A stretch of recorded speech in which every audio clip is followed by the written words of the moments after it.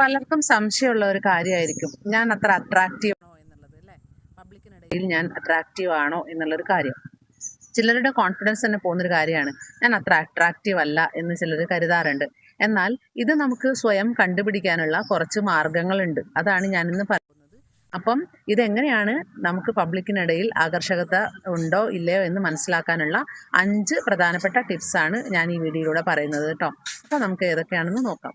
ഇതിൽ ഒന്നാമത്തെ ടിപ്പായിട്ട് നമ്മൾ പറയുന്നത്, നമ്മൾ മറ്റൊരാളുടെ മുഖത്ത് നോക്കി പുഞ്ചിരിക്കുകയെങ്കിലും ചെയ്യുകയാണെങ്കിൽ അവർ തിരിച്ചു നിങ്ങളുടെ മുഖത്തേക്ക് പുഞ്ചിരിക്കും എന്നുള്ളതാണ് അതിലെ പ്രധാനമായിട്ടുള്ള ഒന്നാമത്തെ പോയിന്റായിട്ട് പറയുന്നത്. ചിരി എന്നുള്ളത് പല അർത്ഥത്തിലുള്ള ചിരികളുണ്ട്. അപ്പം നമ്മൾ നിസ്സാരമായിട്ടുള്ള ഒരു ചെറിയ പുഞ്ചിരി മറ്റൊരാൾക്ക് സന്തോഷം നൽകുകയാണെങ്കിൽ, അതായത് ചിലപ്പോൾ വിഷമിച്ചിരിക്കുന്ന ഒരു വ്യക്തിയായിരിക്കാം, അവർക്കൊരു സന്തോഷം ഉണ്ടാവുകയാണെങ്കിൽ അതൊരു വലിയ കാര്യം തന്നെയാണ്.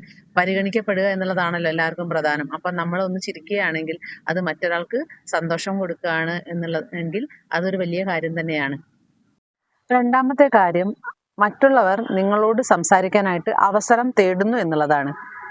ഏതെങ്കിലും ഒരു സാഹചര്യത്തിൽ പ്രത്യേക പരിചയമില്ലാത്ത ആളുകൾ പോലും നിങ്ങളോട് സംസാരിക്കാൻ വേണ്ടി താല്പര്യം കാണിക്കുകയാണെങ്കിൽ അതിൻ്റെ അർത്ഥം നിങ്ങളുടെ വ്യക്തിത്വം അട്രാക്റ്റീവ് ആണ് എന്നുള്ളതാണ്. ചിലപ്പോൾ നിങ്ങൾ അറിയുന്നുണ്ടാവില്ല നിങ്ങളെ മറ്റുള്ളവർ വാച്ച് ചെയ്യുന്നത്. അപ്പം അങ്ങനത്തെ ഒരു ക്യാരക്ടറുള്ള ആളാണ് നിങ്ങളെങ്കിൽ, അതായത് അട്രാക്റ്റീവ് ആയിട്ടുള്ള ക്യാരക്ടറുള്ള ആളാണ് നിങ്ങളെങ്കിൽ തീർച്ചയായിട്ടും മറ്റുള്ളവർ നിങ്ങളുടെ അടുത്ത് ഒന്ന് സംസാരിക്കണമെന്ന് തീർച്ചയായിട്ടും ആഗ്രഹിക്കും. അപരിചിതർ പോലും നിങ്ങളെ ശ്രദ്ധിക്കാറുണ്ട് എന്നുള്ളതാണ് മൂന്നാമത്തെ കാര്യം. നിങ്ങളിൽ ഒരു പോസിറ്റീവ് ഓറ ഉണ്ടെങ്കിൽ, നിങ്ങളിൽ ഒരു അട്രാക്റ്റീവ്നെസ് ഉണ്ടെങ്കിൽ, നിങ്ങളെ പരിചയമില്ലാത്ത ആളുകൾ പോലും നിങ്ങൾ കടന്നു പോകുന്ന സമയത്ത് നിങ്ങളെ ശ്രദ്ധിക്കുന്നുണ്ട് എന്നുള്ളതാണ് മൂന്നാമത്തെ പ്രധാനപ്പെട്ട ഒരു കാര്യം. നാലാമത്തെ കാര്യം, നിങ്ങളുടെ സ്റ്റൈലിനെയോ നിങ്ങളുടെ ലുക്കിനെയോ കുറിച്ച് മറ്റുള്ള ആളുകൾ പ്രശംസിക്കാറുണ്ട് എന്നുള്ളതാണ്. നിങ്ങളൊരു പോസിറ്റീവ് വ്യക്തിത്വമുള്ള ഒരു ആളാണെങ്കിൽ തീർച്ചയായിട്ടും നിങ്ങളുടെ വ്യക്തിത്വം മറ്റുള്ളവരെ ആകർഷിച്ചിട്ടുണ്ടാവും. അവരതിനെ പ്രശംസിക്കുകയും ചെയ്യും. നിങ്ങളുടെ വസ്ത്രധാരണം, പുഞ്ചിരി, ആത്മവിശ്വാസം എന്നിവയെക്കുറിച്ചെല്ലാം അവർ പ്രശംസിക്കാനുള്ള അവസരം തീർച്ചയായിട്ടും ഉണ്ട്. പ്രധാനപ്പെട്ട ഒരു കാര്യമാണ് വസ്ത്രധാരണം എന്നുള്ളത്. പിന്നെ നിങ്ങളുടെ പെരുമാറ്റം, നിങ്ങളുടെ പുഞ്ചിരി, നിങ്ങളുടെ പ്രവൃത്തി എല്ലാം നിങ്ങളുടെ വ്യക്തിത്വത്തെ കാണിക്കുന്നതാണ്.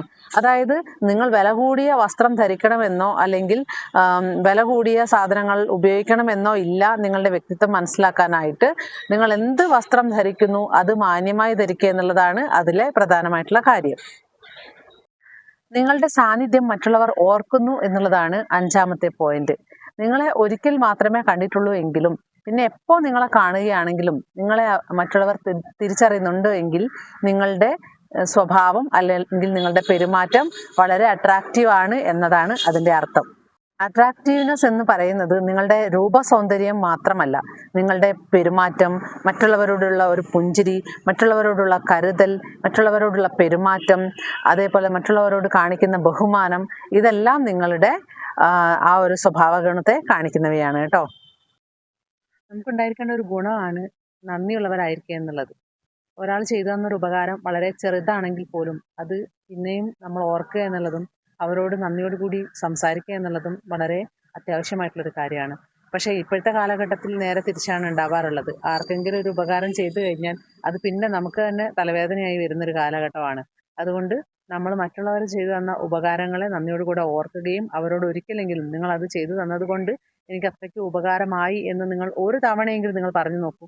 ആ ചെയ്തു തന്ന ഉപകാരം ചെയ്തു തന്ന ആളിന് മറ്റൊരാൾക്ക് അത് ചെയ്തു കൊടുക്കാനും, അതേപോലെ തന്നെ ഈ ഒരു വ്യക്തിയോട് നമ്മൾ ചെയ്തു കൊടുത്ത വ്യക്തി നമ്മൾ കൃത്യമായ ഒരാൾക്കാണ് അല്ലെങ്കിൽ അത് അതിനർഹതയുള്ള ഒരാൾക്കാണ് നമ്മൾ ആ ഒരു ഉപകാരം ചെയ്തു കൊടുത്തത് എന്നുള്ള ഒരു തോട്ട് അയാളുടെ മനസ്സിൽ വരാനും അതൊരു കാരണമാവും.